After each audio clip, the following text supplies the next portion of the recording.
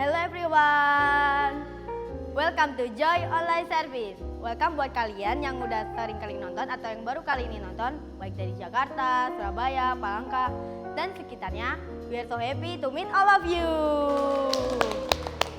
Sebelum kita bermain game, memuji Tuhan dan mendengarkan firman Tuhan, kita yel-yel dulu yuk. Joy, yes, yes, yes, I'm awesome. Sekali lagi ya. Joy, yes, yes, yes, I'm awesome. Halo semuanya, welcome to Joy Online Service. Mari kita bangkit berdiri bersama and let's worship together. Woo! Tepuk tangan bersama. Sing.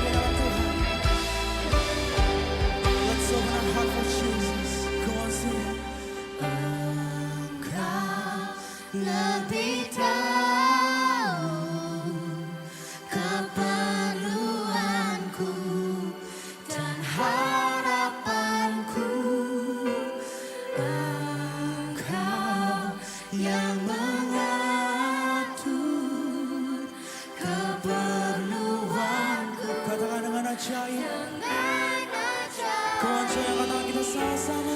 Mujizat masih terjadi. Amin. Ku letakkan imanku padamu Yesusku. Ini hati kami Tuhan. Kami mau selalu bersyukur padamu Yesus. Thank you Jesus. Buka mataku melihat setiap hari ada mujizat.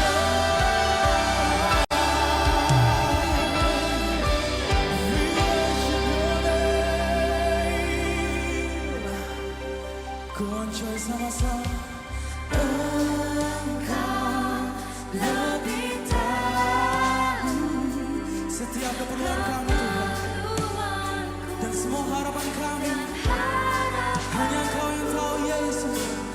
Engkau yang mengatur keperluanku. Katakan dengan ajaib. Ku enjoy kita sama-sama sing. Mujizat masih terjadi. Amin. Ku letakkan imanku padamu Yesus. Ini hati kami Yesus. Hatiku tetap bersyukur. Buka mataku melihat setiap hari ada mujizat.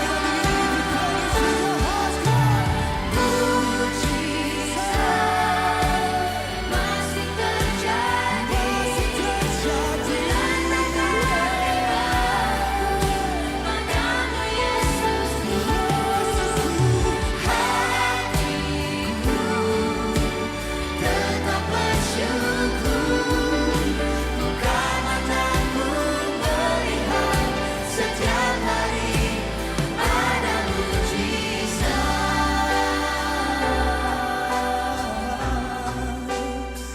Kemuncul ya sama-sama, tangan kita tinggi-tinggi di hadapan Tuhan. Mulai buka suara kita. Say thank you Jesus. Thank you for His grace. Thank you for His faithfulness for us. Oh, thank you Lord. Thank you for your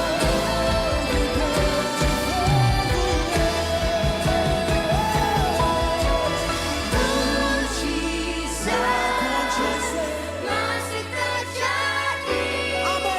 Ku letakkan imanku padamu Yesus. Hatiku tetap bersyukur. Buka mataku melihat setiap hari ada mujizat. Buka mataku melihat setiap hari ada mujizat. Buka mataku melihat setiap hari ada mujizat. Kemudian berikan sorak-sorai kemuliaan luar biasa buat Tuhan kita. Oh, we praise your name, Lord. Terima kasih Tuhan, terima kasih untuk cinta-Mu, terima kasih untuk kasih karya-Mu bagi setiap kami Tuhan. Sebentar lagi kami akan melanjutkan acara kami Tuhan. Engkau berkarya atas kehidupan kami di dalam nama Yesus. Jom siap sama-sama kita katakan Amin.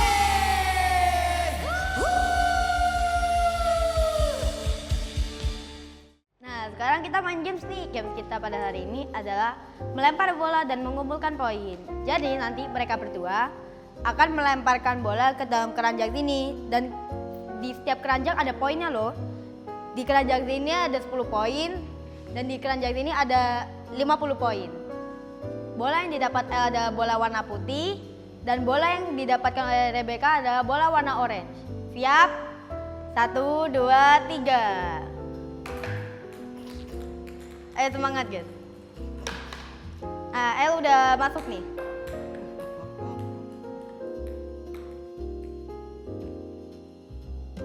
Ayo semangat, semangat.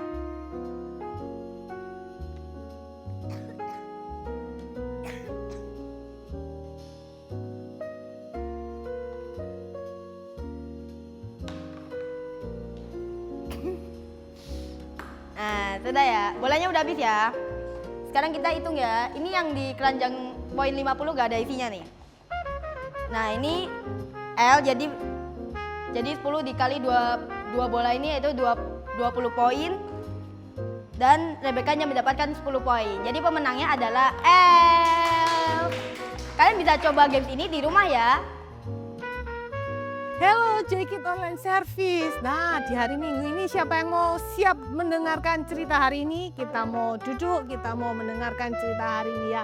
Oke, hari ini Miss bawa sebuah kertas dan ada tulisannya. Ayo kita mau baca sama-sama ya. Coba. Ini Miss deketin ini. Kita baca sama-sama. 2, 3. Peraturan. Peraturan. Nah, artinya apa peraturan? Peraturan itu adalah sesuatu hal yang harus sama-sama kita taati ya. Misalnya di rumah itu ada peraturan nggak? Kira-kira di rumah-rumah kalian itu, di rumah kalian ada peraturannya nggak? Misalnya nih, boleh main gadget seminggu 2 kali 1 jam misalnya ya toh, atau boleh nonton TV kalau PR dan tugas-tugas rumah sudah selesai, atau nggak boleh makan sambil nonton YouTube, nonton TV, atau mengembalikan barang yang habis kita pakai ke tempatnya, dikembalikan semula. Nah, jadi di rumah ada peraturan, di sekolah terlebih lagi. Di sekolah itu peraturannya kalau misalnya dulu waktu di sekolah ya, datang harus jam 6.30 atau setengah 7 pagi. Kalau lebih nanti akan ada sanksinya, akan ada punishment, ada hukumannya.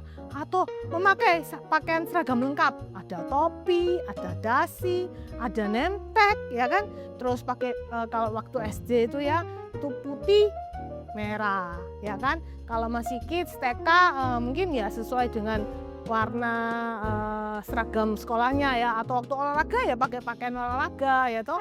Terus waktu di sekolah di dalam kelas tidak boleh makan ya kan, tidak boleh main handphone harus dititipkan di loker seperti itu. Nah, terus kalau di jalan raya ya, waktu naik mobil terutama ya, kalau naik mobil harus pakai apa? Seat belt ya, atau sabuk pengaman. Nah, harus mentaati rambu-rambu lalu lintas ya, tidak boleh membuang sampah sembarangan. Kalau naik motor harus pakai apa tuh yang di kepala? Helm ya kan. Terus habis itu nggak boleh naik motor pakai main HP, boleh nggak? Biar keren gitu. Wah, nggak boleh ya, itu membahayakan diri sendiri dan orang lain ya. Nah hari ini Miss mau ajak kalian untuk sedikit berdiskusi ya, sedikit memikirkan. Kira-kira enak nggak sih kalau kita dikasih yang namanya peraturan? Enak nggak? Kira-kira coba dipikirkan. Sedikit-sedikit peraturan, sisi tak boleh ini, sisi tak boleh itu, gimana dong, kan nggak enak ya. Tapi kalau sebuah permainan ya nggak ada peraturan ya, kalau kita ngomong permainan games, di setiap permainan pasti ada peraturannya ya. Kalau di sini siapa yang suka lihat sepak bola, nonton sepak bola itu pasti ada peraturannya. Orangnya harus 11, tak boleh 12 ya kan, nggak boleh gini, nanti kena kartu merah, kartu kuning. Nah, kalau nggak ada peraturannya, itu jadi nggak asik ya, nggak enak juga ya kan, ya nggak sih? Apa yang kalian biasanya lakukan kalau kita itu diberi peraturan? Apa yang biasa kita lakukan kalau kita itu diberi peraturan? Kita tuh mau taat, mau nurut, atau kita nurutnya terpaksa daripada dimarahi ya kan? Taat aja wis, nurut aja wis lah, terserah lah kayak gitu. Atau kita membantah, pasti peraturan, capek deh gitu ya toh. Atau kita melawan ya kan, melawan, nggak mau peraturannya itu gitu ya. Nah, apa yang kita lakukan? Nah, seringkali kita tuh merasa kalau peraturan itu merepotkan banget, sehingga nggak jarang kita tuh bersungut-sungut tuh gondok, bete gitu ya. Atau justru kita tuh malah bertengkar sama orang tua kita. Mama ini kuno, papa ini kuno. Itu aja kok pakai peraturan. Nah, hari ini kita tuh mendengarkan cerita tentang respon seseorang yang namanya Abraham. apa yang Bapak Abraham ini lakukan dengan perintah yang diberikan Tuhan kepada Bapak Abraham. Kira-kira apa? Peraturan apa ya? Hal apa, perintah apa yang Tuhan berikan kepada Abraham? Dan kira-kira Abraham itu taat, bete, melawan, atau terpaksa melakukannya. Nah, kita mau dengar ceritanya. Yuk kita sama-sama mau duduk, kita mau dengarkan cerita ini baik-baik. Beberapa waktu Abraham itu diuji kesetiaannya sama Tuhan. Jadi Abraham itu dipanggil Tuhan ya. Abraham, Tuhan itu memanggil. Ya Tuhan, jawab Abraham kepada Tuhan. Pergilah ke tanah Moria, ke gunung Moria dengan Ishak, anak tunggalmu. Jadi diceritakan Bapak Abraham ini mempunyai seorang anak laki-laki yang bernama Ishak setelah lama sekali penantiannya ya. Ishak itu diceritakan waktu dia lahir, Bapak Abraham ini berusia 100 tahun dan itu sudah sangat tua kalau zaman sekarang ya.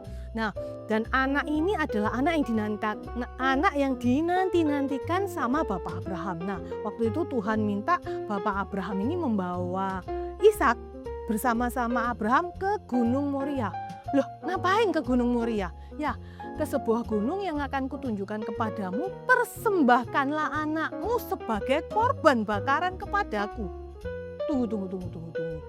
Jadi Ishak ini anak yang ditunggu-tunggu oleh Bapak Abraham, tetapi ada perintah dari Tuhan. Hai Abraham, bawalah anakmu ke Gunung Moria untuk korban bakaran, persembahkanlah anakmu kepadaku. Wah, sebentar ya kan agak susah ya untuk dipikirkan apa yang mesti Abraham lakukan. Tadi di awal kita kalau ada perintah itu kita mesti taatnya terpaksa, atau kita bete, atau kita melawan. Nah, apa yang Abraham lakukan? Nah, keesokan paginya ya, Bapak Abraham ini membelah kayu, memotong-motong kayu untuk korban bakaran dan mengikat kayu. Dia membawa keledai dan kayu itu ditaruh di atas keledai. Terus hari itu Abraham bersama dengan Ishak dan kedua orang hambanya, dia naik ke gunung di tempat di mana Tuhan tentukan tadi, Gunung Moria. Perjalanannya itu kurang lebih 3 hari ya. Jadi waktu zaman dulu nggak ada mobil ya, jalan kaki kemana-mana ya kan, itu jauh ya toh. Perjalanannya dari tempat tinggal Abraham ke Gunung Moria kurang lebih 3 hari dan sampailah di kaki Gunung Moria. Terus Abraham tadi jalannya sama 2 orang hambanya. Jadi 2 orang hambanya ini diperintahkan sama Abraham, kalian tinggal di sini ya, di kaki gunung ini tunggu. Aku, Abraham dan Ishak, aku akan naik ke Gunung Moria untuk menyembah Tuhan. Nanti kami kembali kepadamu, jawab Abraham kepada kedua orang hambanya yang disuruh tunggu ke bawah. Lalu Abraham itu membawa kayu dibawa tadi oleh keledai yang dibawanya, ditaruh di pundaknya Ishak. Abraham bersama Ishak jalan menuju ke Gunung Moria. Terus dalam perjalanannya itu kan Ishak ini sudah tahu toh harusnya ngapain mereka ke Gunung Moria. Ishak ini bertanya, ayah gitu ya, bapak. Ishak ini tanya sama Pak Abraham, ya anakku, ada apa? Kata Bapak Abraham, kita ini sudah bawa kayu, pasti sudah bawa api. Nah, anak domba untuk korban bakarannya itu di mana ya? Pertanyaan Ishak kepada Abraham. Terus jawab Bapak Abraham kepada anaknya, Allah sendiri akan menyediakan anak domba itu. Lalu keduanya, Abraham dan Ishak ini jalan terus. Nah, ketika sampai di tempat yang Tuhan tetapkan, Abraham itu mendirikan sebuah mezbah. Jadi kalau zaman dulu untuk korban bakaran itu tumpukan-tumpukan batu itu dijadikan sebuah mezbah, terus nanti di atasnya ada kayu bakar, dan setelah itu korban bakarannya ditaruh di atasnya kayu bakar itu. Nah, setelah selesai membuat mezbah, terus kayu-kayunya ditumpuk dan korban bakarannya ditaruh di atas kayu bakaran ini. Nah, korban bakaran yang pertama ini adalah Ishak. Lalu Ishak diikat, Ishak itu ditaruh di atas kayu bakar dan siap-siap untuk dijadikan korban bakaran. Tapi saat hal itu terjadi, suara Tuhan datang. Abraham, dan Abraham menjawab, ya Tuhan, jangan kau sakiti anak itu atau kau apa-apakan dia. Tuhan berkata seperti itu kepada Abraham. Dan seketika itu juga Abraham tidak jadi untuk membuat Ishak ini jadi korban bakaran ya, karena Tuhan melarang. Jangan kau sakiti anak itu dan atau kau apa-apakan dia. Sekarang aku tahu engkau hormat dan taat kepadaku karena engkau tidak menolak atau menyerahkan anakmu yang tunggal itu kepadaku. Tuhan menjawab seperti itu. Lalu Abraham memandang sekitar ya. Abraham lihat di sekitar. Terus apa ya yang menjadi korban bakaran? Tuhan sudah menyediakan. Di situ ada seekor domba jantan yang tanduknya tersangkut dalam semak-semak. Jadi Tuhan sudah menyediakan seekor domba jantan untuk menggantikan Ishak. Ya, jadi Ishak diturunkan dari atas mezbah, terus domba jantannya itu diikat dan kemudian dipersembahkan sebagai korban bakaran untuk menjadi pengganti anaknya Ishak itu tadi, anaknya Bapak Abraham Ishak itu tadi. Dan tempat itu dinamakan Tuhan menyediakan yang diperlukan. Dan sampai sekarang pun orang mengatakan bahwa di atas gunungnya Tuhan yang menyediakan apa yang diperlukan. Sekali lagi dari langit, Tuhan itu berseru kepada Abraham dan berkata, "Aku bersumpah demi namaku sendiri, engkau telah melakukan hal ini dan tidak menolak untuk menyerahkan anakmu yang tunggal kepadaku. Aku akan memberkati engkau dengan berlimpah-limpah dan membuat keturunanmu sebanyak bintang di langit dan sebanyak pasir di laut. Anak cucumu akan mengalahkan musuh-musuh mereka. Semua bangsa di bumi akan memohon kepadaku supaya aku memberkati mereka sebagaimana telah kuberkati keturunanmu dan karena engkau telah mentaati perintahku." Setelah itu Abraham kembali kepada kedua hambanya yang ada di kaki gunung itu. Lalu mereka sama-sama pergi ke Beersheba di mana Abraham menetap di sana. Jadi ada dua hal yang perlu kita pelajari, yang kita teladani dari cerita Bapak Abraham hari ini. Yang pertama itu adalah ketika Bapak Abraham itu mendengar perintah dari Tuhan dan esok harinya dia pagi-pagi bangun dan segera melakukannya dan tidak mempertanyakan perintah Tuhan tersebut. Kalau sekarang kita ya, kalau mendengarkan perintah yang menurut kita nggak masuk akal, kita pasti kita bertanya, kenapa? Opo? Kenapa kok harus begini? Kenapa harus begitu ya? Tapi Abraham itu nggak melakukan itu. Nggak tanya, kenapa Tuhan? Ini kan anak yang sudah lama aku tunggu. Kenapa kok aku harus memberikan anakku untuk korban bakaran? Memang kambing dombanya habis ya? Gitu. Enggak ya Tuhan, Abraham tidak melakukan hal itu. Tapi Abraham itu langsung taat, nurut. Jadi nggak pakai negosiasi apapun ya. Nah, berapa banyak dari kita yang sering nego terlebih dahulu ketika harus melakukan suatu hal. Misalnya, ayo sekarang tidur dulu, nanti bangun les. Nggak bisa Tama, nanti aja tidurnya. Atau nggak usah les, nanti kita ke PTC aja ya. Atau nggak usah nanti kita makan es krim dulu aja ya, kayak gitu. Kita pasti banyak nego-negonya ya, tapi Abraham itu enggak. Misalnya kita baru mau taat, waktu kita mau dikasih sesuatu, dikasih reward. Nanti kalau kamu tuh dapat ulangan 100, nanti dapat sepeda. Nanti kamu kalau juara 1, nanti kamu dapat handphone baru. Ya, tapi Abraham enggak. Abraham tidak taat setengah-setengah atau terpaksa. Dia taat sepenuhnya kepada Tuhan. Itu yang pertama. Yang kedua, saat seruan malaikat Tuhan ya menyatakan bahwa Abraham itu takut akan Tuhan dan ia tidak segan-segan menyerahkan anak tunggalnya. Mengapa Abraham ini mampu taat sepenuhnya kepada Tuhan?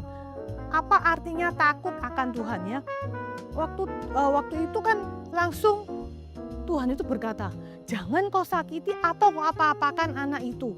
Dan melalui suara itu sekarang aku tahu ya, melalui kejadian yang sudah Abraham lakukan ya, Tuhan itu akhirnya sampai bilang seperti ini, sekarang aku tahu bahwa engkau itu hormat dan taat kepadaku karena tindakan Abraham, dia tuh nggak pakai negosiasi, nggak setengah-setengah, nggak karena terpaksa, karena engkau tidak menolak untuk menyerahkan anakmu kepadaku, anak tunggal yang Abraham punyai itu tuh Abraham mau serahkan kepada Tuhan. Jadi nggak setengah-setengah, jadi langsung diserahkan sepenuhnya. Yang memampukan Abraham taat penuh itu karena Abraham tahu dengan jelas, tahu betul bahwa Abraham itu sangat dikasihi oleh Tuhan. Abraham itu sangat dikasihi oleh Bapa yang di surga. Makanya Abraham itu percaya bahwa Bapa itu, Tuhan Allah itu selalu ingin yang terbaik untuk Abraham. Taat sepenuhnya itu adalah bentuk rasa kagum, hormat dan kasihnya Abraham itu kepada Bapa yang di surga. Karena Tuhan, Bapa yang di surga itu lebih dahulu mengasihi Abraham. We don't obey to be loved, we obey because we are loved. Minggu lalu kita telah mendengarkan cerita salib dan kebangkitan Tuhan Yesus. Begitu besar kasih Bapa yang memberikan putranya sebagai kita untuk mati buat kita. Tapi kasihnya itu membuat hidup kita, memampukan kita untuk hormat dan mengasihi Bapa dan menjadi anak-anak yang taat. Nah, hari ini Miss mau membuat sebuah sedikit permainan. Ya, ini Miss ada apa ini, botol dan berisi air. Ya, airnya mau saya isi full dulu ya. Nah, hari ini kita mau sedikit bermain ya, sedikit bereksperimen dengan ini ada sebuah botol yang diisi dengan air ya, airnya diisi full. Terus habis itu botolnya ini dibuka. Terus habis itu ini ada saset tomato ya, terus dimasukkan ke dalam botol. Mau ngapain ya Miss? Coba kita lihat saja sasetnya. Kita masukkan ke dalam botol. 1, 2, 3, masuk. Sebentar. Aduh. Nah, masukkan. Terus dia akan mengapung. Nah, dia akan mengapung ya, seperti hati kita. Ketika hati itu dipenuhi dengan kasih Tuhan, kita akan damai sejahtera. Nah, tutup botol ini tak tutup rapat ya. Terus habis gitu, nah tak pencet. Nah, terus ini lihatin ini. Nah, terus turun ke bawah kan? Ini tak pencet, tak tekan ya. Waktu botol ini tak tekan, ini kelihatan. Nah, ini ya. Apa ini, sasetnya turun ke bawah. Nah, ya kan, tenggelam. Nah, ketika kita tidak taat, kita melawan, ya, digambarkan dengan tekanan terhadap botol. Ya, waktu kita tekanan ini ya, itu turun ya kan saset tomatonya. Nah, itu membuat kita tenggelam dan semakin jauh dari kasih Tuhan. Tetapi kasihnya tidak pernah meninggalkan kita, ya. Nah, waktu kita tekan lagi ya, kita tekan. Nah, kita tekan terus. Nah, itu turun ya toh. Nah, ya, dengan tekanan dalam botol ini akan membuat kita tenggelam dan membuat kasihnya itu meninggalkan kita. Tapi kasih Tuhan tidak pernah meninggalkan kita. Nah, sasetnya mengapung kembali ke atas. Justru kita ditarik kembali oleh kasih Tuhan yang tidak pernah meninggalkan kita. Dia selalu pegang kita karena begitu besar kasihnya buat hidup kita ya. Kita ulang lagi ya. Ini ya, kita punya sebuah botol ya. Botol ini nanti kita akan tekan. Nah, saat botol ini kita tekan itu sama seperti waktu kita itu melawan, kita nggak mau taat, dan nanti sasetnya ini akan jatuh. Itu sama seperti artinya kasih Tuhan itu jauh dari kita ya. Karena kita tuh melawan ya kan. Nah nih, nah tuh jauh turun. Nah, tapi saat kita nggak melawan ya, saat kita nggak melawan, kita ditarik kembali oleh kasih Tuhan. Nah, dia mengapung kembali di atas. Seperti itu.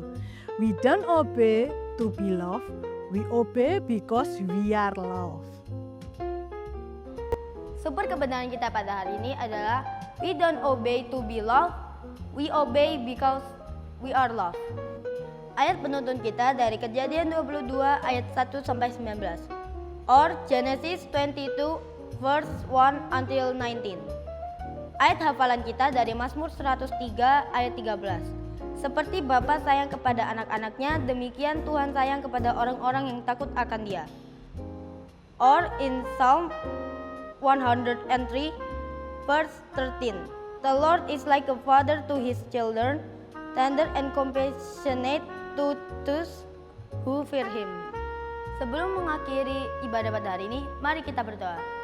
Tuhan, terima kasih untuk hari ini karena Engkau telah mengajari kami untuk taat kepadamu. Dan sekarang kami akan melanjutkan aktivitas masing-masing. Tolong sertai kami. Dalam nama Tuhan Yesus, haleluya, amin. Joy online service kita sudah selesai. Jangan lupa like, comment, and subscribe. Bye-bye.